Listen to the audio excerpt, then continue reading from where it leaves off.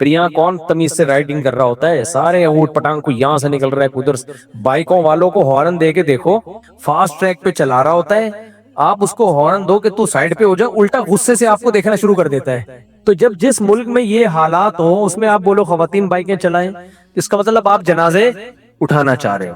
مستورات مکشوفات بن جاتی ہیں جب بائک چلاتی ہیں۔ ایکسیڈنٹ کا کتنا خطرہ ہوتا ہے اس میں۔ مردوں کے بائک چلانے میں آپ حادثات کا ریشو دیکھو آپ۔ میں ایک دفعہ گیا ہوں عباسی شہید ہاسپٹل، اس کے ایمرجنسی وارڈ میں، ہر تھوڑی دیر میں کوئی سر پھٹا ہوا آ رہا ہے، وہ جو بائک سے گرا ہوتا ہے۔ آپ بھی جا کے خود تجربہ کر لو، ہر تھوڑی دیر میں نا کوئی زخمی آ رہا ہوگا ایمرجنسی میں۔ یہ کون ہے؟ سارے بائک والے۔ تو یہ مردوں میں اتنے واقعات ہیں، کتنی ڈیتھ ہو چکی ہیں۔ جو بھی میں نے بہت بائک چلائی ہے، میں نے 125 ہونڈا اور کاواساکی جی ٹی او 125 یہ دو بائکیں رکھی ہیں پہلے، تو میں نے کوئی کراچی کا یعنی چپا چھوڑا نہیں ہوگا۔ اتنی بائک، ایک تو 70 کلومیٹر تو میری روز ویسے ڈرائیو تھی بائک سے، جامع رشید ماڑی پور سے جاتا تھا اور پھر نیول کالونی ہاکس بے روڈ واپس آتا تھا، تو 70 کلومیٹر تو میری ویسے ہی ڈرائیو تھی بائک کی۔ تو ہم نے سن رکھا تھا جو بھی بائک چلاتا ہے واقعات ہوتے ہیں اس کے ساتھ۔ خود میرے ساتھ کئی واقعات ہوئے ہیں جو اللہ نے بچا لیا پھر بھی، کیونکہ میں بہت زیادہ بائک مجھے ایکسپرٹ ہو چکا تھا۔ میں جب اتنی چلائی ہوگی تو کتنا کانفیڈنس ہوگا نا انسان کو، اور چلائی بھی ہیوی، یعنی کراچی کے لحاظ سے تو ہیوی بائک میں ہی شمار ہوتا ہے اس کا ہونڈا 125 اور جی ٹی او 125۔ تو جی ٹی او 125 کی تو ٹینکی آپ کو پتا ہے وہ کنویں کے برابر ہوتی ہے پوری۔ تو اتنی چلائی ہے بائک، جی رشتے بھی بائکوں پہ ہی لینے جاتا تھا میں، تو سوچو کتنی چلائی ہوگی۔ یہ تو میں نے 2013 یا 12 میں آ کے بائک کو بیچ کے پھر پہلے وہ کار خریدی تھی، وہ ایف ایکس وغیرہ خریدی، پھر ترقی کرتے کرتے وغیرہ وغیرہ، خیر اس کو بیچا، تھوڑا سا اس میں کام کرا کے مہنگے داموں بیچ کے پھر شیراٹ لے لی، پھر اس کو کام کرا کے مہنگا داموں بیچ کے، تھوڑا ہوتے ہوتے بڑی لمبی تاریخ ہے میری۔ تو اتنی میں نے بائک چلائی ہے کہ آپ کی سوچ ہوگی میں بائک میں بہت ایکسپرٹ تھا، کیا ہوں بھی بہت ایکسپرٹ۔ اس کے بعد بھی میرے ساتھ بہت سارے واقعات بائک کے ہوئے ہیں، تو میں تو کبھی بھی ریکمنڈ نہیں کرتا، یہ اللہ نے بچایا ہے تو میں موجود ہوں۔ کیسے واقعات؟ دو واقعات تو ابھی آپ کو بتا دوں تاکہ تھوڑا سا آپ ہوشیار ہو جائیں کہ یہ مردوں کے چلانے کی چیز نہیں ہے، آپ خواتین کو کہہ رہے ہو کہ بائکیں چلائیں۔ آپ اب غریب آدمی بیچارہ مجبور ہے چلانے پر چلائے وہ، لیکن بہت احتیاط اس میں ہے۔ میں جا رہا ہوں ایک دفعہ، میرے یہ جو ابھی بہنوں، یہ میرے عارف صاحب نا، یہ جو اکثر ہمارے ساتھ آفس میں آپ کو نظر آئیں گے، یہ بھی میرے ساتھ بیٹھے ہوئے، تو میں بائک لے کے جا رہا ہوں، بڑے آرام سے احتیاط کے ساتھ چلاتا، تیز تھا لیکن احتیاط کے ساتھ۔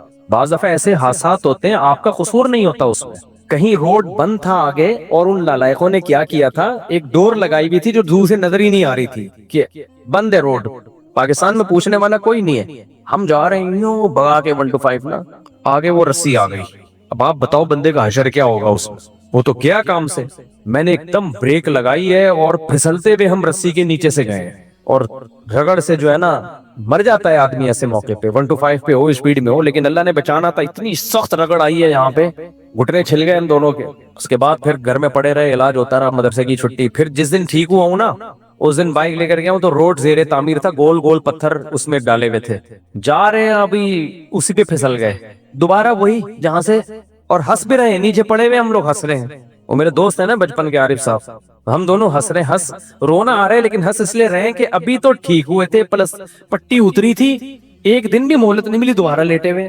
تو اتنا مسائل ہوتے ہیں بائک میں، اتنے ایکسیڈنٹ کے خطرے ہوتے ہیں، کئی دفعہ ٹکراتے ہوئے بچے ہیں، کئی دفعہ کلابازیاں کھا کے گرے ہیں، لیکن اللہ نے بچانا تھا۔ آج کے سامنے لوگوں کو شادیوں کی ترغیبیں دینی تھی تو بیٹھے ہوئے ہیں، لیکن جو بھی بائک چلاتا ہے نا اس کے ساتھ واقعہ نہیں بلکہ واقعات ہوتے ہیں۔ کچھ سلیکٹڈ لوگ ہوتے ہیں جن کو اللہ بچا کے رکھتا ہے، ٹھیک ہے نا۔ ہمارے ایک جاننے والے، انہوں نے 40 سال بائک چلائی ہے، کوئی حادثہ نہیں ہوا، لیکن ایک دن جا رہے ہیں اپنی بیگم کو بٹھا کے، تو کیا ہوا کہ وہ فٹ پاث سے بائک ان کی غلطی سے ٹکرا گئی۔ وہ بہت آرام سے چلاتے تھے بائک کہ حادثہ نہ ہو، پھر بھی حادثہ ہو گیا۔ کہیں کوئی تیل ویل سڑک پہ پڑا ہوا تھا، سلپ ہوئے، سلپ ہوتے ہی ان کا سر لگا ہے فٹ پاتھ کی نوک پہ، آن دا اسپاٹ ان کی ڈیتھ ہو گئی۔ سمجھ رہے ہو، 30-40 سال چلائی ہوگی انہوں نے بائک۔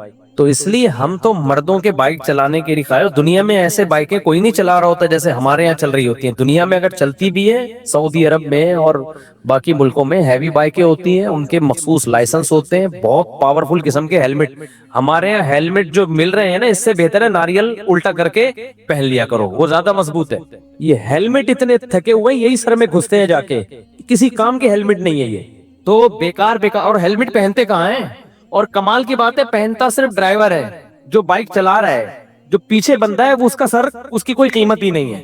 ایک انگریز آیا وہ پاکستان میں نا، جب اس نے دیکھا کہ جو ڈرائیو کر رہا ہے وہ ہیلمٹ پہن رہا ہے، پیچھے بیوی بچے سب بغیر ہیلمٹ کے، اس نے کہا کیا مطلب، صرف اس آدمی کی زندگی کی. وہ انگریز اعتراض کر رہا تھا کہ صرف اس کا سر قیمتی ہے، باقیوں کے سر کیا ناریل ہے. وہ میں اپنے الفاظ میں بتا رہا ہوں، ان کا جڑنا کو ضروری نہیں ہے کیا.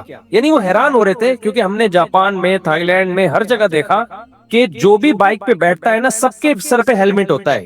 عورت بیٹھے گی اس کے سر پہ بھی ہیلمٹ ہوگا، یعنی آپ کی وائف پیچھے بیٹھی اس کے سر پہ بھی ہیلمٹ ہوگا، مرد کے سر پہ بھی ہیلمٹ، سب کے سر پہ ہیلمٹ. کہتے ہیں بھائی گریں گے تو چوٹ تو اس کے بھی لگے گی، اس کے بھی لگے گی، سب کا سر بچانا ضروری ہے. ہم کہتے ہیں نہیں، صرف گھر کے سربراہ کا سر بچانا ضروری ہے، ماتحتوں کا سر وہ کسی کی کام کا نہیں. انہوں نے اتنی ٹینشن دی ہے سربراہ کو، وہ سب کے سر پھٹے، اچھا ہے.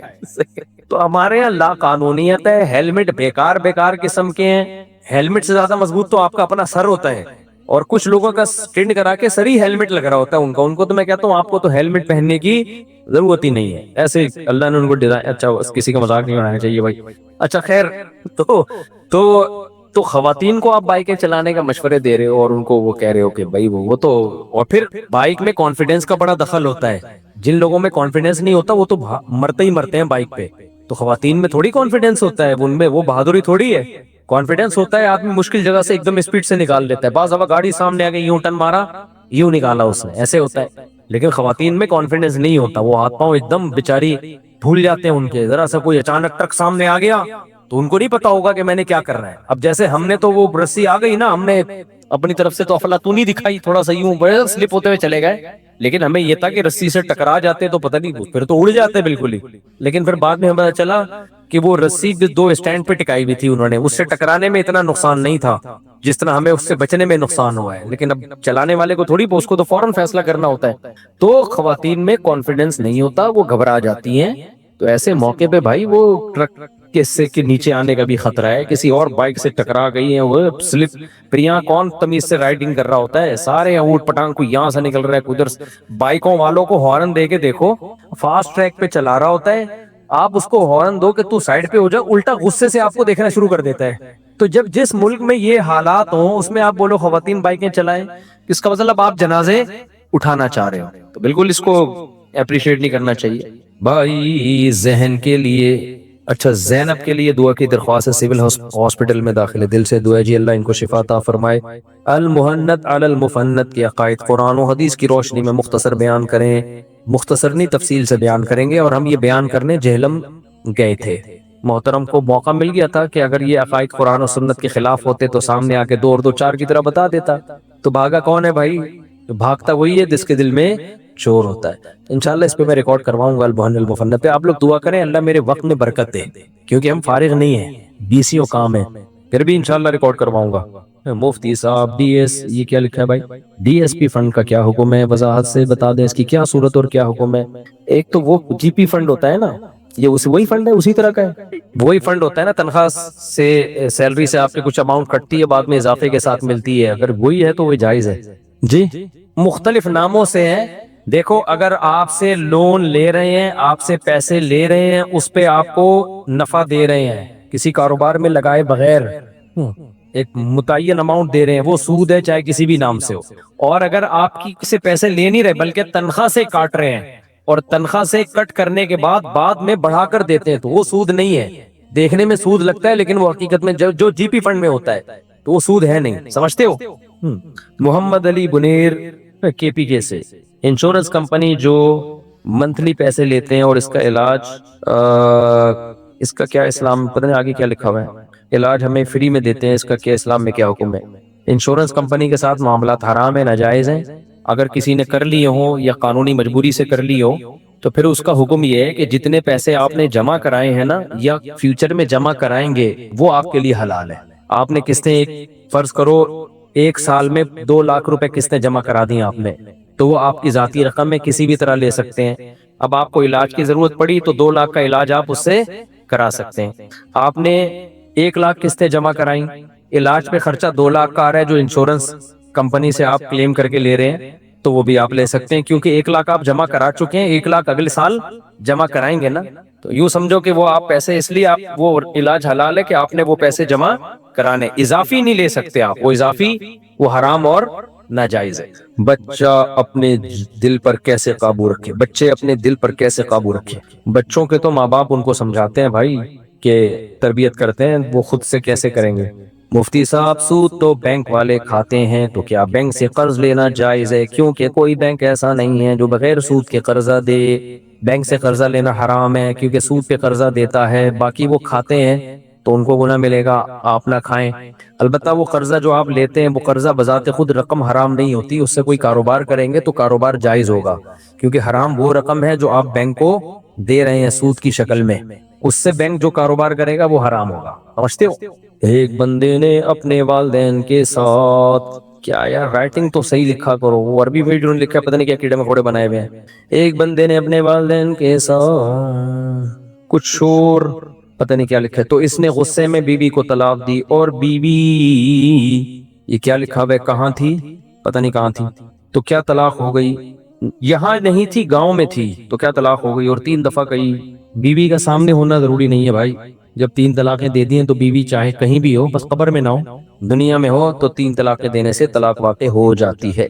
اچھا میرے بھائی مفتی صاحب، مجھے ایک بات سمجھ نہیں آتی کہ صحابہ نے نبی کی ایک ایک ادا محفوظ کی، اس کو بیان کیا، یہاں تک کہ آپ کے دانتوں میں خلا تھا اور آپ کے کتنے بال سفید تھے، لیکن یہ بات سمجھ سے بالاتر ہے کہ صحابہ نے نبی کی آخری نماز نہیں بیان کی اور امت میں اس قدر اختلاف رہا، ایسا کیسے ہو سکتا ہے؟ صحابہ نے نبی کی آخری نماز بھی بیان کی ہے اپنے عمل سے، سمجھتے ہو؟ اور کچھ صحابہ نے اسی عمل کو فالو کیا جو نبی کا پہلا عمل تھا، تو صحابہ نے بتا دیا کہ دونوں پہلو ہیں اس میں، یہ والا پہلو بھی ہے اور یہ والا پہلو بھی ہے، یہ صحابہ بیان کر دیا صحابہ نے کہ اب اس میں کسی مسئلے میں بھی شدت جائز نہیں ہے۔ جیسے عبداللہ بن مسعود کی رائے یہ تھی کہ نبی نے آخری عمر میں رفع الیدین ترک کیا، تو آپ نے بغیر رفع الیدین والی نماز سکھائی، جیسے کہ ترمذی میں ہے۔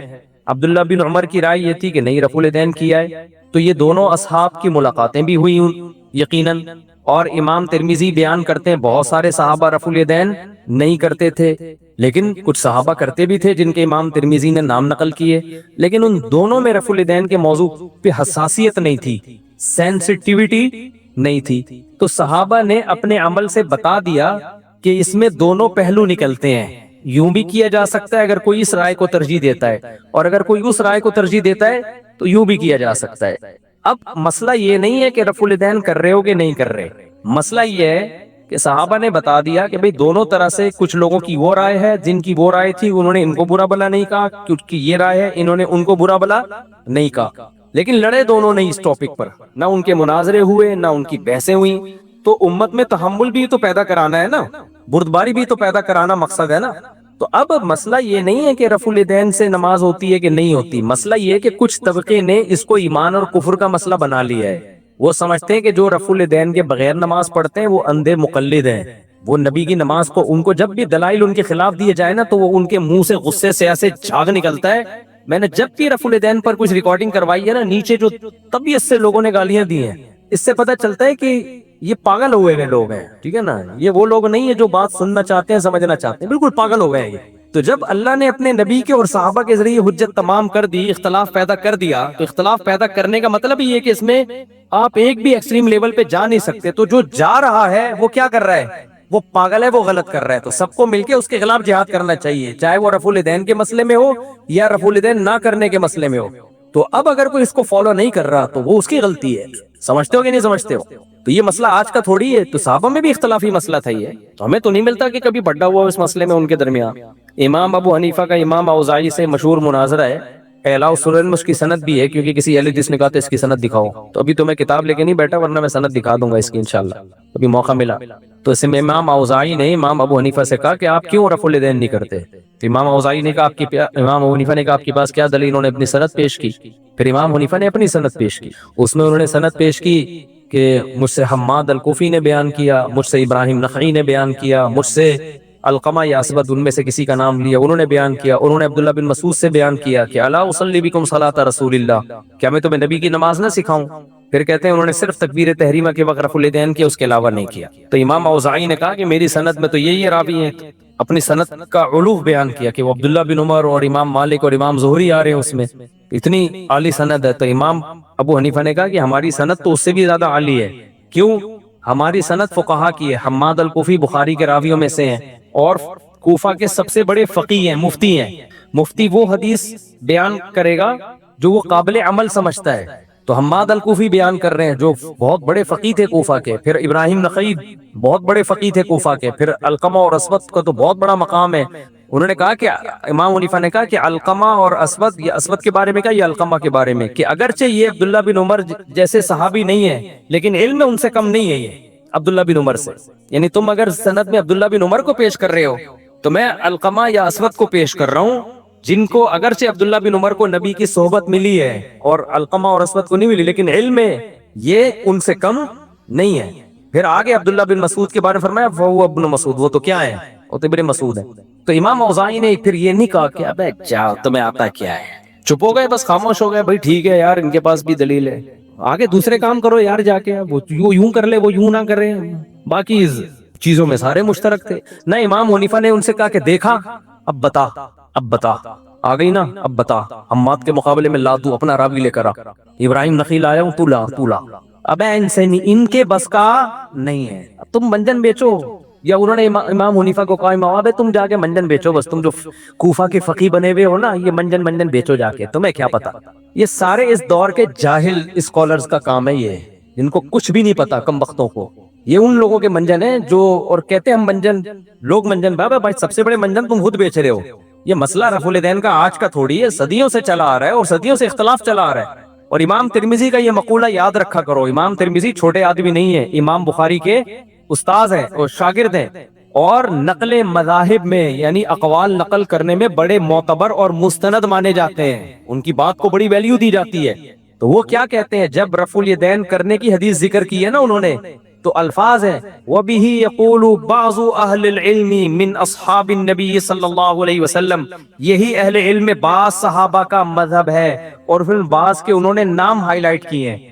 لیکن جب رفع الیدین نہ کرنے کی حدیث ذکر کی ہے تو الفاظ سنو، وَبِهِ يَقُولُ غَيْرُ وَاحِدٍ مِّنْ أَهْلِ الْعِلْمِ مِنْ أَصْحَابِ النَّبِيِّ صلی اللہ علیہ وسلم، یہی اہل علم میں بہت سارے اصحاب کا مذہب ہے۔ حالانکہ امام ترمذی خود رفع الیدین کرتے تھے، لیکن آگے کیا کہہ رہے ہیں، صحابہ میں زیادہ تر اہل علم وہ رفع الیدین نہیں کرتے تھے، انہوں نے بھی اس مسئلے کو ہلکا لیا ہے کہ ٹھیک ہے یہ بھی ایک رائے ہے۔ تو یہ سارے جو ہے نا مدعی سس اور گواہ چست، تو یہ اس دور کی بدعت ہے جو ان لوگوں نے رفع الیدین کے نام پہ منجن شروع کیا ہوا ہے، اور ہمیں کہتے ہیں متشدد۔ ہم نے تو آج تک کسی رفع الیدین کرنے والے پہ نہ فتویٰ لگایا نہ اس کو کہا، یہ خود متشدد ہیں، لا کے لوگوں کو حدیثیں دکھا رہے ہوتے ہیں، تم نہیں کرتے، ان کو علماء سے بدگمان کرتے ہیں، اختلاف پیدا کرتے ہیں ان کے اندر، اور ایک ہی چیز کی گرد گھومتے ہیں ان کی تقریریں، تو اس کو بڑا کمال سمجھتے ہیں، اور پھر اپنے خلاف سنتے نہیں ہیں۔ سننے میرے پاس ایک صاحب آئے، میں بیان کے دوران کھڑے ہو گئے کہ آپ تو رفع الیدین کی تو اتنی حدیثیں، میں نے کہا دو سردوں کے درمیان بھی تو ہے حدیث رفع الیدین کی، فوراً فتویٰ لگا دیا وہ تو ضعیف ہے۔ میں نے کہا ناصر البانی کو مانتے ہو؟ کہتے ہیں ہاں، میں نے کہا انہوں نے کہا ہے وہ صحیح حدیث ہے، تو دو سردوں کے درمیان بھی کرو۔ ایک دم اچھلنے لگا، کودے، بھائی یہ پھر کچھ ڈپریشن کا مسئلہ ہے، یہ کوئی علمی، میں نہیں کہہ رہا سارے اہل حدیث ایسے ہوتے ہیں، بہت سے معتدل اہل حدیث بھی ہیں، وہ اس مسئلے کو بڑا مسئلہ نہیں سمجھتے، لیکن ایک آج کل کے اسکالر نے جو نئے آ رہے ہیں مارکیٹ میں، انہوں نے پتہ نہیں کیا بنا دیا اس مسئلے کو۔ اہل کوفہ میں کوئی بھی رفع الیدین نہیں کرتا تھا، اور اہل کوفہ کو آپ کیا سمجھتے ہو، کوفہ تو علم کا مرکز تھا، حضرت علی اور حضرت عبداللہ بن مسعود وہاں جا کے آباد ہوئے تھے، ان کے شاگرد آباد ہوئے، حضرت علی اور عبداللہ بن مسعود تو علم کا مرکز تھے، ان کے اصحاب، ان کے شاگرد میں کوئی بھی رفع الیدین نہیں کرتا تھا۔ تو اور کوفہ کے بارے میں علم، ہمارے پاس جو قرات پہنچی ہے نا قرآن کی، بہت ساری قراتیں، سب سے مشہور قرات کوفہ کے قاری کی ہے، تو قرآن کہاں سے آیا ہے؟ کوفہ سے۔ حدیث، امام بخاری نے یہ بات خود لکھی ہے کہ میں علم حدیث حاصل کرنے کے لیے بصرہ اتنی دفعہ گیا، مکہ مدینہ اتنی دفعہ، حجاز یعنی اتنی دفعہ گیا، دمشق اتنی دفعہ گیا، کوفہ کتنی دفعہ گیا، کہتے ہیں لا احصی، میں اسے شمار نہیں کر سکتا۔ تو علم کا مرکز تھا کوفہ۔ لوگ صرف کربلا والا واقعہ جانتے ہیں، وہ تو فتنہ انگیزوں نے کیا تھا، باقی جو صحابہ کے شاگرد، تابعین، تبع تابعین جو تھے، ہم تو ان کے مذہب کو فالو کرتے ہیں، ہم وہ ان باغیوں کو تھوڑی فالو کرتے ہیں ہم۔ امام ابو حنیفہ تو اہل سنت والجماعت کے امام ہیں، جو اہل بیت سے محبت کرنے والے میں ان کا شمار حسینیوں میں ہوتا ہے، یزیدیوں میں نہیں ہوتا، حضرت امام حنیفہ رحمہ اللہ کا شمار۔ اور پھر میں نے مسلم میں ایک حدیث پڑھی ہے، جس حدیث کی سند میں سارے راوی حجاز کے ہیں، مکہ مدینہ کے، اس کے نیچے علامہ نبوی رحمۃ اللہ لکھتے ہیں کہ ایسا بہت ہوتا ہے کہ سارے راوی کوفہ کے ہوں، لیکن ایسا بہت کم ہوتا ہے کہ کسی حدیث کے سارے راوی حجاز کے ہوں۔ تو علم حدیث بھی کہاں سے آیا ہے؟ کوفہ سے۔ تو اگر ہم نے نماز بھی بغیر رفع الیدین والی کوفہ سے لے لی کہ عبداللہ بن مسعود اور حضرت علی کے شاگرد رفع الیدین نہیں کرتے تھے، تو اس میں کیا ہو گیا؟ اور ہم کھلا دل بھی رکھ رہے ہیں کہ اگر کوئی کرتا ہے تو ثبوت ہے رفع الیدین کا، بھائی ٹھیک ہے۔ ہماری رائے یہ کہ آپ صلی اللہ علیہ وسلم نے رفع الیدین کا ایک جیسا معمول نہیں رہا، قلت سے کثرت کی طرف یا کثرت سے قلت کی طرف، تو ایک معمول نہیں ہے۔ بخاری کی حدیثوں سے پتہ چلتا ہے کہ ایک معمول نہیں تھا نبی کا رفع الیدین میں، اور باقی حدیثوں سے بھی پتہ چلتا ہے۔ تو جب یا تو قلت سے کثرت کی طرف اس کا کوئی بھی قائل نہیں ہے، تو پھر ہم اس کے قائل ہیں کثرت سے قلت کی طرف۔ پہلے دو سجدوں کے درمیان بھی کیا، ہر تکبیر پہ سلام کے وقت بھی کیا رفع الیدین، وہ بھی چھوڑا ہے آپ نے، دو سجدوں والا بھی چھوڑا۔ تو اگر ہم نے مان لیا کہ عبداللہ بن مسعود کی حدیث میں آتا ہے کہ صرف تکبیر تحریمہ کے وقت، تو اس سے پتہ چلتا ہے بھائی باقی بھی آپ نے چھوڑ دیے۔ تو ہماری رائے ہے یہ، تو اس میں کیا ہے؟ باقی ہمیں کیا جا رہا ہے یوں کرنے میں؟ اس کو کہتے ہیں منجن بیچنے۔ ابے کوئی یوں کر لے گا تو ہمارے کیا ہوگا؟ اس سے کیا نقصان ہوگا؟ کیا امام کی تنخواہ بند ہو جائے گی یا کیا ہو جائے گا؟ اس سے کچھ بھی نہیں ہوگا۔ تو اتنی سی بات کو اتنا بڑھایا ہوا ہے۔ جب آپ پر خوف نہیں ہوتا نا کہ میں جو منہ سے بولوں گا اس کا مجھے حساب دینا ہے، تو جو اول فول بکنا چاہے انسان وہ بک دیتا ہے۔ دیکھو نا باپ کے سامنے لوگ کیسی زبان چلا رہے ہوتے ہیں۔ ہمارے والد صاحب نے ایک واقعہ سنا ہے، ایک لبرل فیملی کا، بچپن میں ہمیں گھر میں والدہ کو سنا رہے تھے، ہم نے بھی سن لیا۔ انہوں نے بتایا کہ میرے کوئی دوست ہیں، وہ روتا ہوا آفس آیا۔ کیا ہوا بھائی؟ کہ یار میرے بیٹے نے مجھے تھپڑ مارا ہے۔ رو رہا تھا وہ باپ، کیوں مارا ہے؟ کہہ رہے پتہ نہیں پیسے مانگ رہا تھا، کیا کر رہا تھا، مجھے پورا واقعہ یاد نہیں، بدتمیزی کر رہا تھا۔ تو میں نے کہا کہ بھائی میں تمہارا باپ ہوں، تم ایسے بدتمیزی کیوں کر رہے ہو؟ تو لاجک کا جواب دیکھیں کہ میں نے تو نہیں کہا تھا کہ آپ میرے باپ بنے، یہ تو آپ نے شادی اپنی خوشی کے لیے کی تھی، نتیجے میں میں پیدا ہو گیا۔ اب ان دلیلوں کا جواب دلائل سے دیا جائے گا، بولو نا۔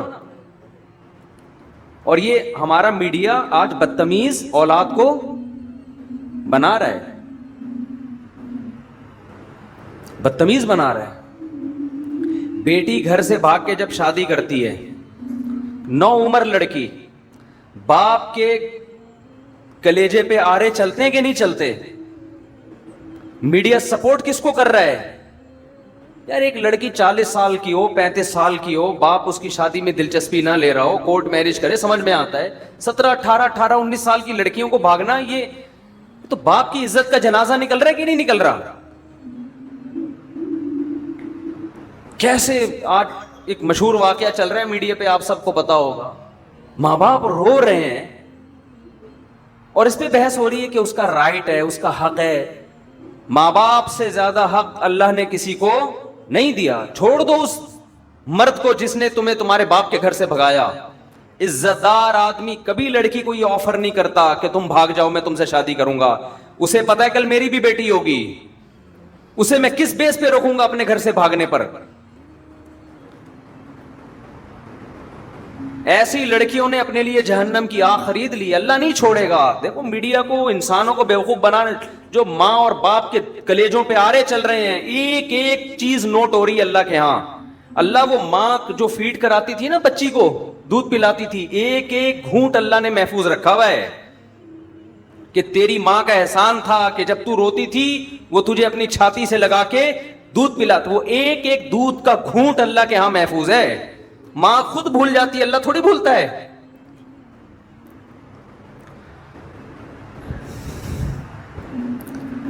اولاد بھول جاتی ہے باپ کے احسانات، باپ بھی بھول جاتا ہے مگر خدا نہیں بھولتا۔ روایات میں آتا ہے ماں جو بچے کو دودھ پلاتی ہے ایک ایک گھونٹ پہ اللہ اس کو اجر دیتے ہیں۔ اس کا مطلب لکھا ہوا ہے نا اللہ نے کہیں ڈائری میں، کہیں حساب کتاب میں۔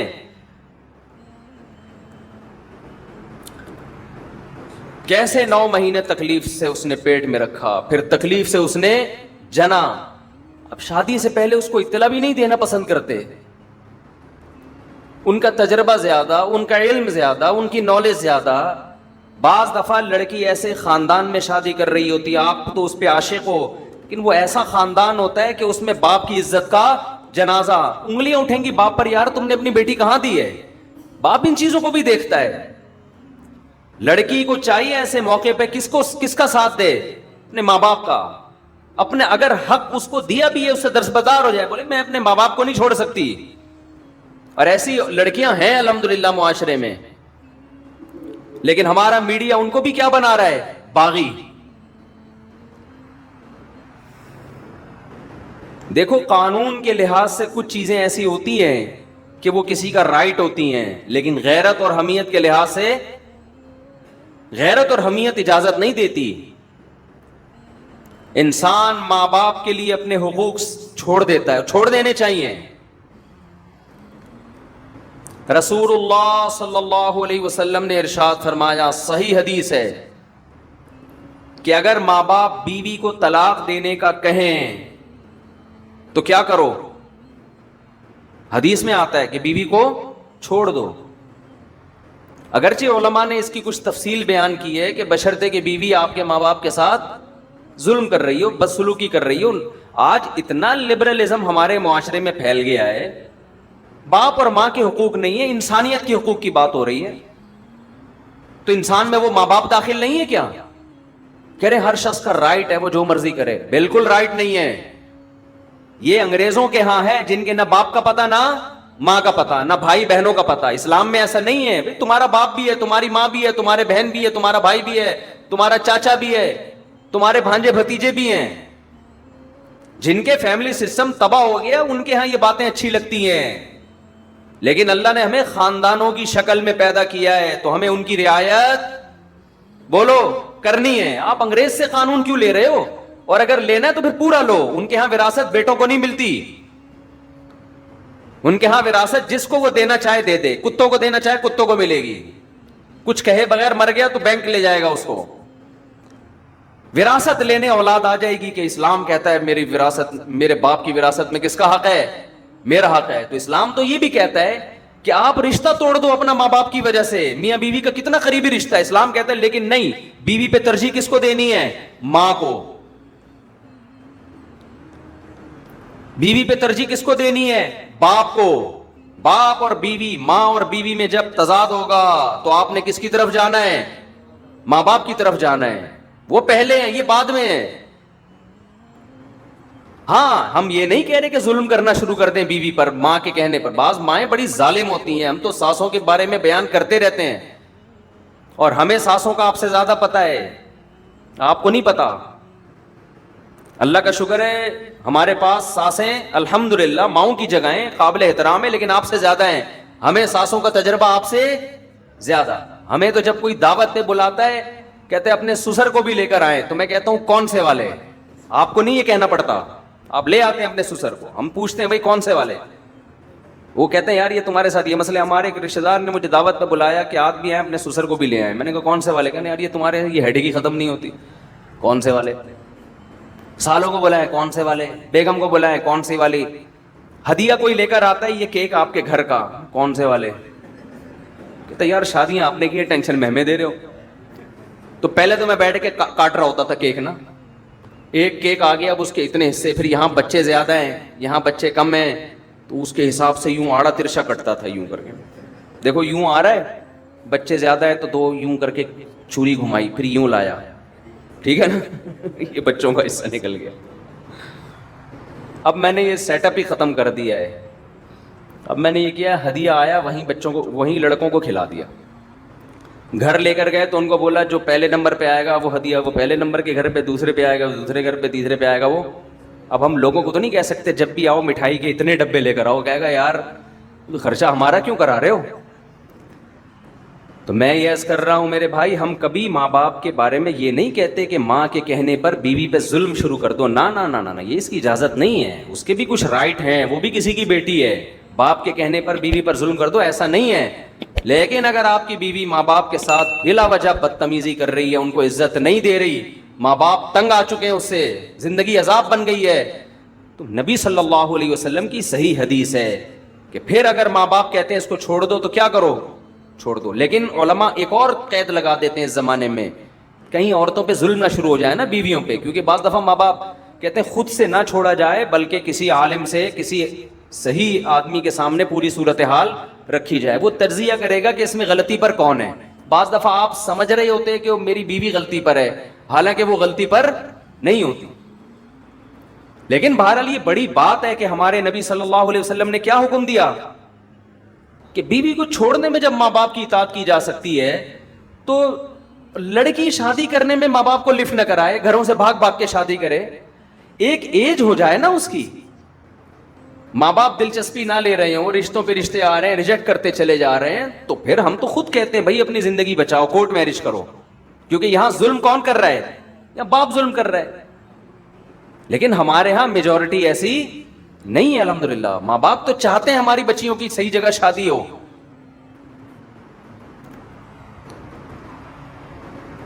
اور حضرت ابو دردہ رضی اللہ عنہ کا واقعہ صحیح حدیث ہے. حضرت ابو دردہ کے پاس ایک شخص آیا اور کہنے لگا میرے باپ میری بیوی سے نفرت کرتا ہے, بدسلوکی کرتی ہوگی, مجھے کہتا ہے کہ میں بیوی کو چھوڑ دوں, آپ کیا فتویٰ دیتے ہیں؟ حضرت ابو دردہ بڑے عالم تھے, صحابہ کے دور میں بھی چند مخصوص علماء تھے جن کو فتویٰ دینے کی اجازت تھی.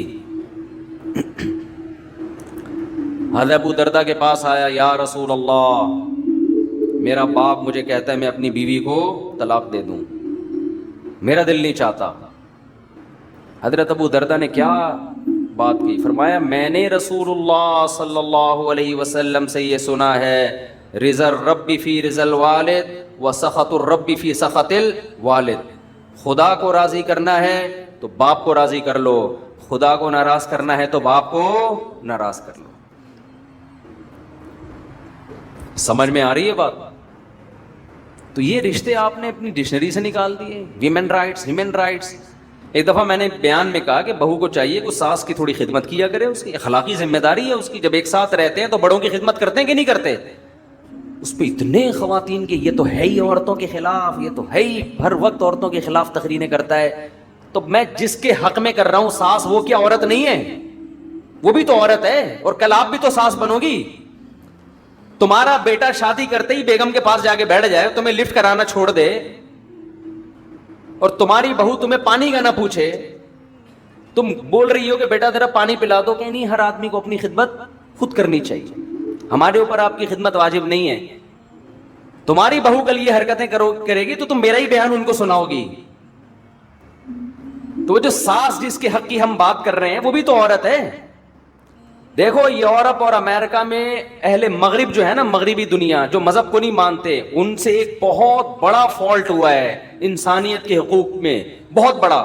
وہ ہیومن رائٹس اور ویمن رائٹس کی بات کرتے ہیں, یہ مبہم دعوے ہیں, سمجھ رہے ہو, یہ مبہم دعوے ہیں. اسلام ہیومن رائٹس اور ویمن رائٹس کی بات پتہ ہے کیا کرتا ہے؟ وہ رائٹس ڈیفائن کرتا ہے کہ جب ہیومن رائٹ کی بات آتی ہے تو ہیومن میں کوئی باپ ہوگا, کوئی بیٹا ہوگا, کوئی بھائی ہوگا, کوئی دادا ہوگا, کوئی سسر ہوگا, کوئی پوتا ہوگا. ان کے رائٹس الگ الگ ہیں, ایک جیسے رائٹس نہیں ہیں. اور جب اسلام ویمن رائٹس کی بات کرتا ہے, خواتین کے حقوق کی بات کرتا ہے, تو ایسے ہی مبہم بات نہیں کرتا. آپ اسلام سے پوچھیں عورت کے کیا حقوق ہیں, اسلام کہے گا کون سی عورت؟ ہر ایک کے الگ الگ ہیں. ماں ہے اس کے الگ حقوق ہیں, بیوی ہے اس کے الگ ہیں, بیٹی ہے اس کے الگ ہیں. کسی کمپنی میں آپ جاؤ, آپ بولو یہاں انسانوں کے کیا حقوق ہیں, کمپنی کا مینیجر بولے گا کون سا انسان؟ امپلائز کے الگ حقوق ہیں میرے بھائی, مینیجر کے الگ اس کو حقوق ہیں, ڈائریکٹر کے الگ حقوق ہیں, چوکیدار کے الگ حقوق ہیں, اکاؤنٹنٹ کے بارے میں الگ قوانین ہیں. لیکن آپ نے کہا نہیں نہیں نہیں, بس انسانی حقوق, انسانی حقوق. کہا نکل یہاں سے, بھاگ یہاں سے. دنیا میں کوئی نظام ایسا نہیں چل سکتا کہ آپ مبہم حقوق بیان کر کے چھوڑ دو. یہ جو مغربی دنیا جو مذہب کو نہیں مانتی, اس نے جب حقوق کی بات کی ہے نا, ویمن رائٹ, تو اس کا مطلب پتہ ہے کیا ہے؟ اس کا مطلب رشتوں کو ختم کرنا. لڑکی آزاد ہے, وہ اپنے باپ کی آنکھوں میں آنکھیں ڈال کے بات کرے گی. باپ اسے کہتا ہے بیٹا پانی لے کر آؤ, وہ کہے گی یہ خواتین کے حقوق ہے کہ میری مرضی کہ میں لاؤں کہ نہ لاؤں. سمجھتے ہو؟ میری مرضی کہ میں لاؤں یا نہ لاؤں. یہاں شروع سے ہی غلطی ہو رہی ہے. یہ کہتے ہیں بچے پیدا کرنے میں بھی انسان آزاد ہے, چاہے پیدا کرے چاہے پیدا نہ کرے. समझ रहे हो? औरत को प्रेगनेंसी हो गई, उसकी मर्जी हमल जाया करा दे या बच्चा पैदा कर ले। यहीं से क्या हो रहा है, गड़बड़ हो रही है। बच्चा पैदा हो गया, उसकी मर्जी, उसको पाले या ना पाले, नहीं पालना तो गवर्नमेंट के पास पालने की जगह वहां जमा करा दे। समझते हो कि नहीं समझते? तो उनका तो सारा रिलेशन ही खत्म। इस्लाम शुरू से ही गिच्ची पकड़ लेता है आपकी, हमल रोकने की इजाजत नहीं, हो गया पैदा करना पड़ेगा। क्योंकि ये आप किसी की नस्ल हो, अगर माजी में इंसान नस्लें रोक लेते, हमें जिंदगी का हक मिलता, तो ये नेचुरल है। जानवर मजबूर है अपनी नस्ल बढ़ाने पर, आप भी मजबूर हैं, आपको बढ़ानी पड़ेगी। आप हमेशा इस दुनिया में नहीं रहोगे। आपने खास तादाद में जो अल्लाह चाहते हैं, वो बस मिनहुमा रिजालन कसीरन व निसाआ, आदम और हव्वा को पैदा किया। अल्लाह कहते हैं आपकी ये राइट्स नहीं है कि अब नस्ल रोक लो, ना ना ना ना ना ना, आपकी एक दूसरे की तरफ अट्रैक्शन हमने नस्ल बढ़ाने के लिए रखी है। आदम अलैहिस्सलाम ये नारा लगाते हैं, मेरी मर्जी, मैं नहीं बच्चे पैदा करता। हजरत हव्वा कहती हैं अगर आप करोगे भी तो मेरा राइट्स है, मैं नहीं चाहती औलाद। हम होते पैदा। शुक्र है उस वक्त ये तंजीमें नहीं बनी थी, वरना अम्मा हव्वा को ये समझा रही होती कि आपका राइट है, आपका शोहर आप पे जबरदस्ती नहीं कर सकता, आपका राइट है, आपको बच्चा चाहिए नहीं चाहिए आपका राइट है। अम्मा हव्वा कह देती मुझे नहीं चाहिए। आज हम कहां होते, आलम अरवा में ही घूम रहे होते, वहां भी नहीं होते होते ही नहीं। हम हमेशा थोड़ी हैं। मेरे वालिद शादी ना करते, नस्ल रोकते, मैं पैदा होता, मुझे जिंदगी की नेमत मिलती। आपके वालिदैन शादी ना करते, नस्ल रोकते, आपको ये इंसानियत के हुकूक में ये नहीं है कि नस्ल रोकी जाए, इंसानियत के हुकूक में ये है कि ना रोकी जाए। आप पाबंद है फितरत की तरफ से, इस पर कुदरत ने आपके जिम्मे लगाए, नेचर ने आपके जिम्मे लगाया है। लेकिन जो खुदा को नहीं मानता फिर वो कभी भी फितरत के रास्ते पर नहीं चलता। ऐसे बेड़ा ही गरक कर दिया पूरे मुआशरे का। आजाद आजाद आजाद, नतीजा क्या, आप औलाद की नेमतों से महरूम। जब औलाद ही नहीं तो बहू दामाद कहाँ से आएंगे? दामाद होलसेल के हिसाब से होने चाहिए। अभी देखो माशाल्लाह रफ़ी भाई बैठे हैं, 6 कितनी बेटियां माशाल्लाह आपकी, 9 बेटियां। जब 6 दामाद इनके घर आते हैं, 6-7 बड़े माशाल्लाह हाइट और पर्सनैलिटी, मुझे दावत पे बुलाते हैं, बड़ी खुशी होती है मुझे देख के। बेटों से जहां बहुएं मिलती हैं तो बेटियों से क्या मिलते हैं, दामाद मिलते हैं।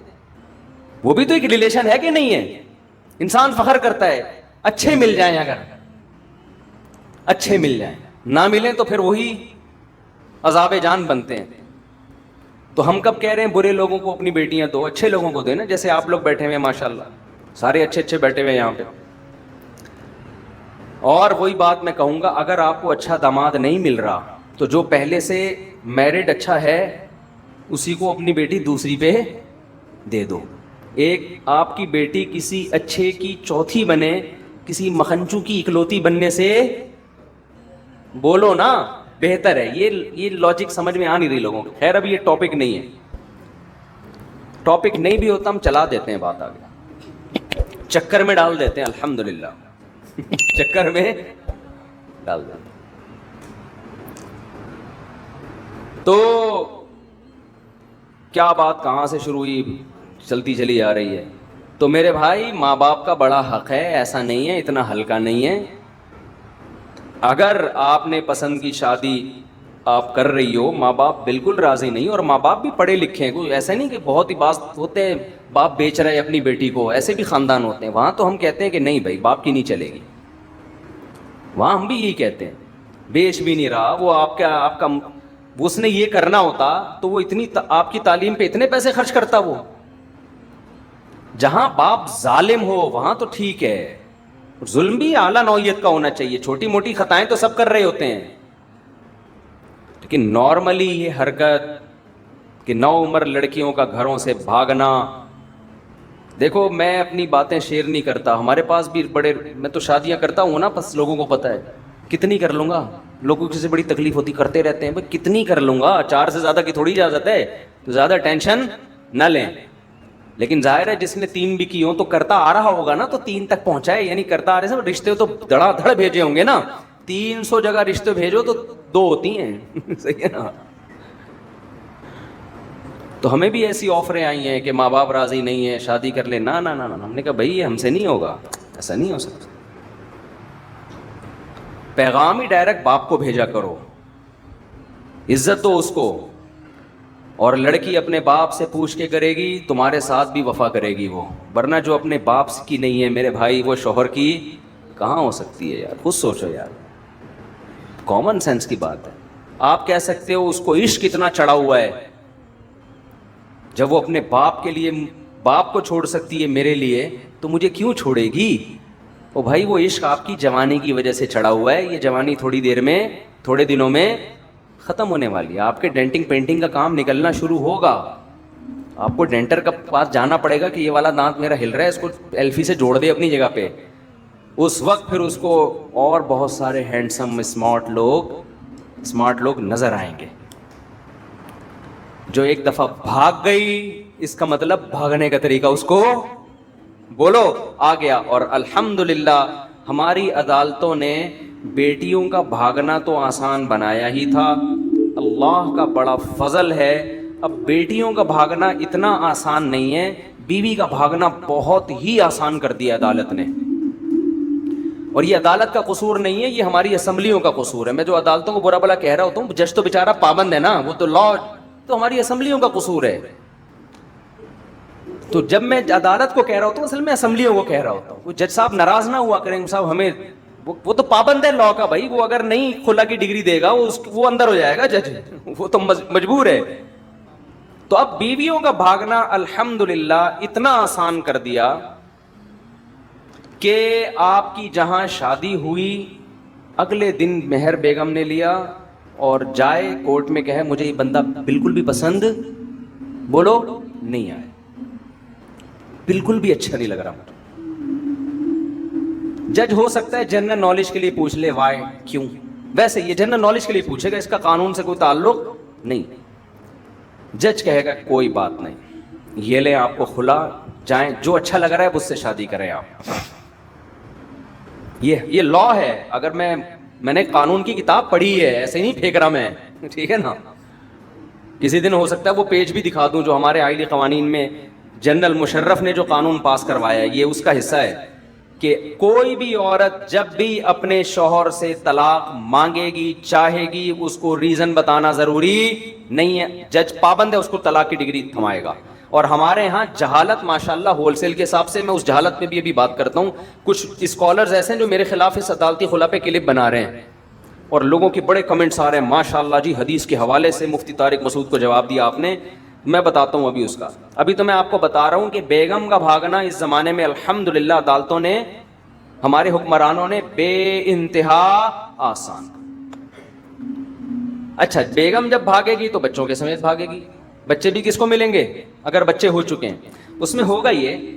अब बेरोजगारी से मत डरिए, मोटिवेशन स्पीकर बता रहे होते हैं ना 1 लाख रुपए माहाना कमाएं। भी रेहान अल्लाह वाला साहब की वीडियोस मेरे साथ आई हैं, बड़ा अच्छा काम कर रहे हैं। उन्होंने कहा कि 1 लाख रुपए वो तो सही सच्ची मुच्ची के कमाने का, हलाल कमाने का बता रहे। मैं आपको एक ऐसा तरीका बताता हूँ, थोड़ी सी गैरत खत्म होगी लेकिन आप पैसे दबा के छापो। लेकिन ये खवातीन के लिए ऑफर है, मर्द इसमें मुस्कुराने की कोशिश, क्योंकि मर्दों की जेब से ही कमाएंगे। देखो बेहतरीन तरीका ये, अगर आप लेडीज़ हैं तो नहीं, लेकिन फ़र्ज़ कर लेता हूँ आप लेडीज़ हैं, आप किसी बंदे से शादी करें, महर रखें, नान नफ्ता लेती रहें, ठीक है, एक आध बच्चा पैदा करवा लें। बच्चा जैसे ही पैदा हो आप कोर्ट में जाएं, बोलें कि इसने बच्चों का खर्चा नहीं दिया, ये नहीं दिया, वो नहीं दिया, मुझे इससे खुला चाहिए। अदालत खुला की डिग्री भी थमाएगी आपको। 18 साल तक के बच्चे का खर्चा उसकी वो बाप के खर्चे पे डाल देगी। आप कह सकती हो अगर आप लेडीज़ हो, वो नहीं लेकिन समझाने के लिए, कि भाई खर्चा बाप पे डलेगा तो है, बाप तो वही है ना, खालिस मेरा बच्चा तो नहीं है ना। तो नहीं, वो बाप सिर्फ डॉक्यूमेंटेशन में है, वरना उससे बड़ा खानसामा कोई भी नहीं। वो सिर्फ पैसे देगा, मर्जी टोटली किसकी चलेगी, आपकी चलेगी, बच्चा रहेगा आपके पास। आप अगर वो बेटी है तो अपनी मर्जी का लिबास पहनाएं, जहां भी लेकर जाएं, जो भी करें, बाप सिर्फ अदालत में पैसे भरेगा और किसी काम का वो बाप नहीं है। اور پھر ہو سکتا ہے آپ کے ذہن میں خیال ہے کہ وہ جب بیٹا یا بیٹی بڑی ہوگی تو محبت تو باپ سے کریں گے وہ، کہ ہمارا باپ ساری زندگی ہمیں خرچہ دیتا رہا، 18 سال کے بعد تو وہ باپ کے پاس چلے جائیں گے. نا نا نا نا نا نا 18 سال آپ کے پاس ہیں باپ کے خلاف اس کا ذہن بنانے کے لیے. 18 سال میں بھی تبلیغ میں 4 مہینے میں کھوپڑی گھوم جاتی ہے، آدمی بالکل الٹ کے آ جاتا ہے. بغیر داڑھی ہو تو داڑھی رکھ کے آ جاتا ہے، بے نمازی ہو تو نمازی، ہیروئن چی ہو تو ہیروئن چھوڑ دیتا ہے. تو 18 سال میں اس کی کھوپڑی کیسے نہیں بدلے گی؟ 18 سال تک وہ اس کی کھوپڑی خراب کرے گی کہ تمہارا باپ ظالم تھا، مارتا تھا، کوٹتا تھا، لڑکیوں کے چکر میں تھا، نشہ کرتا تھا، آئس لیتا تھا اور یوں تھا، روٹی کھانے کو نہیں دیتا تھا، یہ تھا وہ تھا. بچہ کبھی بھی آپ کے پاس نہیں آئے گا. اچھا، اس بچے کا خرچہ بن گیا. جیسے ہی بچے کا خرچہ بنا ہے، عدت کا خرچہ بھی آپ لیں، فوراً کہیں اور شادی کریں، اس سے دوسرا نکلوا کے وہاں بھی فوراً عدالت میں کیا کر دیا؟ بولو نا، خلا کا کیس دائر کر دیا. جیسے ہی عدالت میں خلا کا کیس دائر کیا، یہاں سے بچے جس حساب سے آپ کے ہوتے جا رہے ہیں، آپ کی سورس آف انکم بڑھتی جا رہی ہے. اور کوئی مالدار ٹکر گیا تو عدالت اس سے تگڑے پیسے لے گی. عدالت یہ نہیں دیکھتی بچے کو کتنا چاہیے، عدالت آپ کی بھی انکم دیکھتی ہے، تو کما کتنا رہا ہے، جتنا کما رہا ہے اس حساب سے بچے کو دے گا تو. پھر عورت کی مرضی، آدھے بچے پہ لگائے آدھے خود کھائے. کو کون دیکھ رہا ہوتا ہے بچے پہ کیا لگ رہا ہے؟ یہ ہو رہا ہے. انہوں نے کہا تھا یہ تو ہوگا. تو جعفری نام تھا ان کا، لڈن جعفری صاحب نے کہا تھا یہ تو ہوگا. میں کہہ رہا ہوں یہ تو ہو رہا ہے، ہوگا نہیں، یہ تو ہو رہا ہے. سمجھتے ہو کہ نہیں سمجھتے؟ اس لیے ہم کہتے ہیں لبرل جو دین سے دور لڑکیاں شادی نہ کرو. دیندار ہوگی کم از کم فتوا تو لے گی کہ یہ خلا صحیح ہوا بھی ہے کہ نہیں ہوا. بے دین ہوگی کہ جاؤ فتوے شتے کو نہیں مانتے ہم. اچھا، میں میرے خلاف اب کچھ لوگ کلپ بنا رہے ہیں، وہ میں کر کے بس اصل ٹاپک کی طرف آتا ہوں کیونکہ اب بات سے بات آ گئی ہے. ابھی میں نے کل کلپ دیکھا، میرا بیان چلایا کہ شریعت میں عورت کو یک طرفہ خلا کا حق حاصل نہیں ہے. طلاق کا رائٹ اللہ نے کس کو دیا ہے؟ مرد کو، عورت کو نہیں دیا. ہاں، چند جب بہت ظالم ہو یا نان نفقہ نہیں دے رہا، وہ ایک الگ سچویشن ہے، وہ میں بتا چکا ہوں مختلف بیانات. نارملی عورت کے پاس یہ حق نہیں ہے. جب شادی ہو گئی تو اب جب تک مرد نہیں چھوڑے گا عورت اپنی جان نہیں چھڑا سکتی اس سے. آپ کو اسلام کا یہ حکم سمجھ میں آئے نہ آئے، لیکن ہے بہرحال ایسا ہی. او یعفو الذی بیدہ عقدۃ النکاح، قرآن صاف کہہ رہے کہ نکاح ختم کرنے کی چابی شوہر کے پاس ہے. یہ قرآن کے الفاظ ہیں. یہ کی کس کے پاس ہے؟ یہ ایک لاک، عورت باؤنڈ ہو گئی ہے، لاک ہو گئی ہے. یہ لاکر کھول کون سکتا ہے؟ یہ مرد کھول سکتا ہے. یعنی نکاح ختم کرنے کا رائٹ کس کے پاس ہے؟ عدالت کے پاس نہیں ہے. قرآن کیا کہہ رہا ہے؟ کس کے پاس ہے؟ مرد کے پاس ہے. چند شرطوں میں عدالت کے پاس ہے، وہ بھی ڈیٹیل میں جاؤں گا تو بات لمبی ہو جائے گی. تو میرے خلاف ایک صاحب نے کلپ بنایا، ہر پاگل سے پاگل اٹھ رہا ہے، دین میں گھس رہا ہے، نہ علم نہ نالج، بس حدیثوں کے حوالے یاد کیے ہوئے. محترم نے میرا کلپ چلایا، کوئی امریکہ میں کہیں یورپ میں ہوتے ہیں، وہ پھر اپنی بات کی کہ یہ مفتی طارق مسعود صاحب ایسی بات کر رہے ہیں. بخاری میں ایسا نہیں ہے. بخاری میں ریفرنس حدیث میں آتا ہے، نبی صلی اللہ علیہ وسلم کے پاس ایک خاتون آئی کہ مجھے میرا شوہر پسند نہیں، آپ نے اس کو خلا کی ڈگری دے دی. ایسا کچھ بھی نہیں ہے. بخاری کی حدیث ہے، خاتون نبی کی خدمت میں آئیں کہ میں نے بغیر دیکھے شادی کی ہے، میرے شوہر قد کے لحاظ سے چھوٹے، رنگ کے لحاظ سے بہت سیاہ ہیں، میں ان کے ساتھ نہیں رہنا چاہتی. آپ نے ان کے شوہر کو پراپر بلایا ہے اور ان کو مشورہ دیا کہ ان کو طلاق دے دو. ان کے شوہر نے طلاق دی ہے تو نکاح ختم ہوا ہے. ایسا نہیں ہے کہ نبی نے فرمایا کہ چلو یہ خلا کی ڈگری ہے جاؤ. تو جب نبی کو یہ رائٹ اللہ نے نہیں دیا کہ وہ میاں بیوی میں خود سے نکاح ختم کر سکتے ہیں، آپ ان کے شوہر کو بلا کے مشورہ دے رہے ہیں. طلقھا کے الفاظ ہیں، آپ نے ان کے شوہر کو کہا ان کو طلاق دے دو. پوری امت کا اجماع ہے کہ یہ بھی آرڈر کے حکم میں نہیں تھا، یہ مشورہ تھا، یہ امر استحباب کے لیے کہ بھائی جب نہیں رہنا چاہتی تو بہتر یہی ہے کہ کیا کرو. تو ان صحابی نے کہا ٹھیک ہے میرا مہر دے دیں، میں چھوڑنے کے لیے تیار ہوں. تو یہ صحابی تیار ہوئے ہیں. حدیث کے بخاری کے الفاظ ہیں، طلقھا، صحابی نے ڈیورس دی ہے. تو ہم بھی یہ کہتے ہیں کوئی عورت اگر کورٹ جاتی ہے، میں شوہر کے ساتھ نہیں رہنا چاہتی، عدالت بلائے شوہر کو، بھائی تیرے ساتھ نہیں رہنا چاہتی ہے تو آپ دے دو اس کو. اگر وہ دے دے ٹھیک ہے، نہیں دے تو جج کو تھوڑی حق حاصل ہے. یہاں تک کہ تو ہم بھی قائل ہیں کہ جج بلا کے شوہر کو مشورہ دے سکتے ہیں، جیسے سعودی عرب میں ہوتا ہے. سعودی عرب میں عدالت کورٹ میں جاتی ہے، عدالت نہیں ڈیورس دیتی، عدالت میاں کو بلاتی ہے.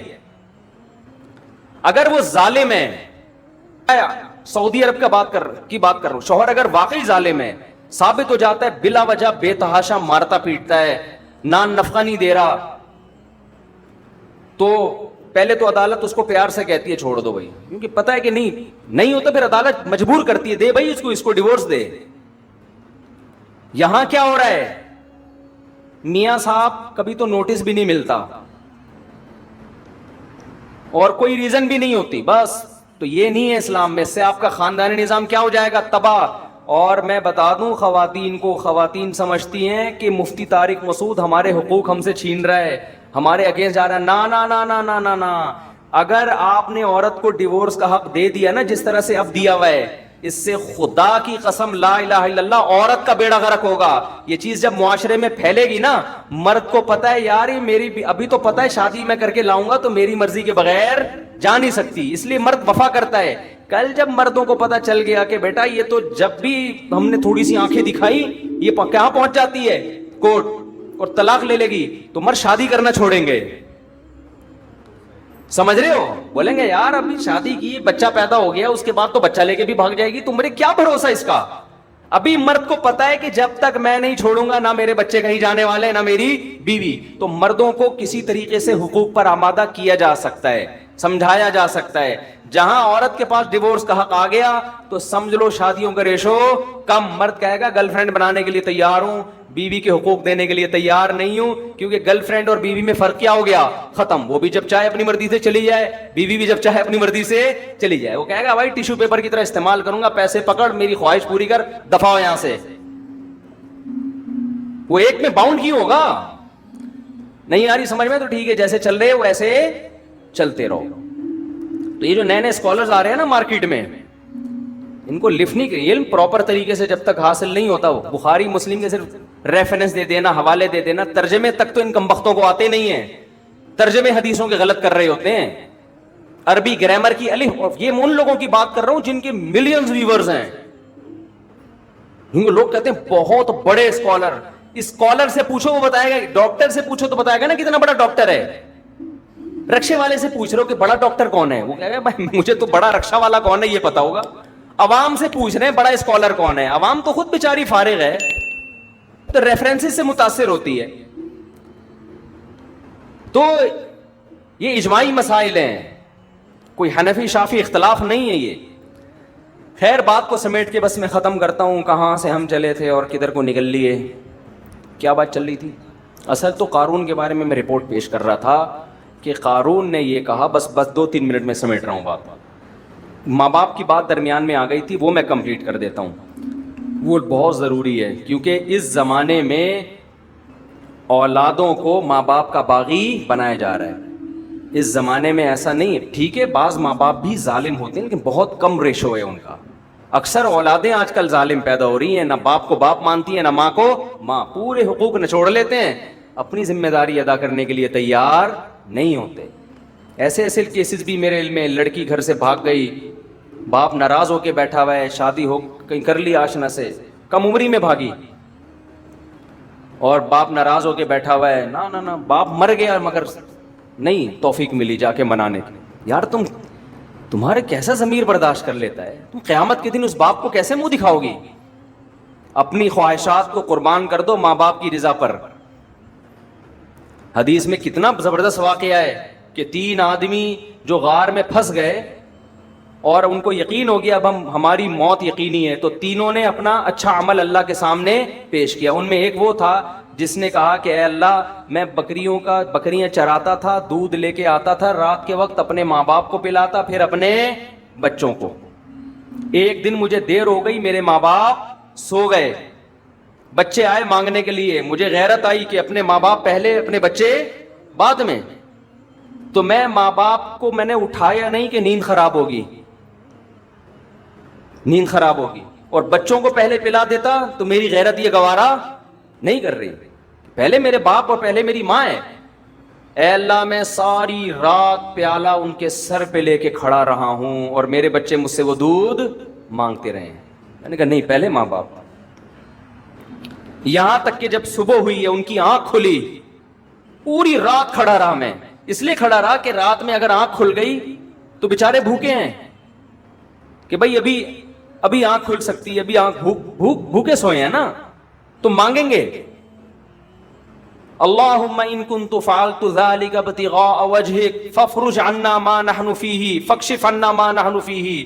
اے اللہ اگر تجھے میرا یہ عمل پسند آیا اور میں نے یہ تجھے خوش کرنے کے لیے کیا ہے, تو آج جس عذاب میں مبتلا ہوں اس عذاب کو ہم سے دور کر دے. حدیث میں آتا ہے وہ پتھر اپنی جگہ سے لڑک گیا. بہت بڑا حق ہے والدین کا, آپ ان کی قربانی دو گے ان کے لیے. اللہ, اس حدیث سے پتہ چلتا ہے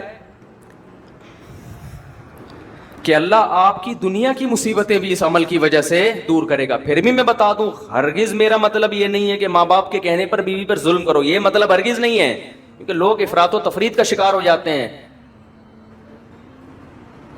لیکن جہاں حقوق سیم ہوں وہاں ترجیح کس کو دینی ہے؟ وہاں والدین پہلے. غیرت کا مسئلہ بنا کے ایسا نہ ہو مارنا پیٹنا شروع کر دیں. تو اور جب بیوی کہے نا تو اس کو کہیں کل تمہاری بھی اولاد ہوگی. اگر تمہارا بیٹا جورو کا غلام بن کے بیٹھ جائے اور تمہیں بھول جائے. ایک صاحب نے مجھے بتایا میری بوڑھی ماں ہے, میں اکلوتا بیٹا ہوں. ایک تو یہ اکلوتوں کے یہ نقصان بہت ہوتے ہیں, بچے ہول سیل کے حساب سے ہوں وہ ان کے لیے ماں باپ کو پالنا بھی آسان ہوتا ہے بڑھاپے میں. کئی بہن بھائی مل کے پال لیتے ہیں. اکلوتے ایک آدھ چل رہا ہے مارکیٹ میں تو ساری ذمہ داری اس اکلوتے پہ آئی ہوئی ہے. تو کہتے ہیں کہ میں اپنی ماں کو اپنے سے نہیں چھوڑ سکتا, میں اکیلا کہاں رکھوں گا, اور رہتے بھی دبئی میں. یہ پرانا واقعہ ہے, سمجھ میں نہیں آئے گا, کہ غیبت نہیں ہوگی انشاءاللہ کسی کی. میری بیوی نہیں رکھنے دیتی, کہتی نہیں میں تمہاری ماں کے ساتھ. میں نے کہا شاید آپ کی والدہ کو بہت زیادہ بد زبان ہے, بعض ہوتی ہیں ایسے ٹارچر کر کر کے اس کا بیڑا ہی غرق کیا ہوا ہوگا. کہہ رہا ایسا کچھ نہیں ہے, بوڑھی ہے, اس کو بیچارے کو اس کی صحیح ہوش بھی نہیں ہے. بوڑھی ہے, پورے طور پر دماغ بھی کام نہیں کرتا, پورے طور پر شعور بھی نہیں.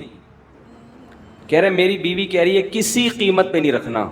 کہہ رہے الگ پڑی رہتی ہے, کام بھی میں ہی کر رہا ہوں اپنی اماں کے.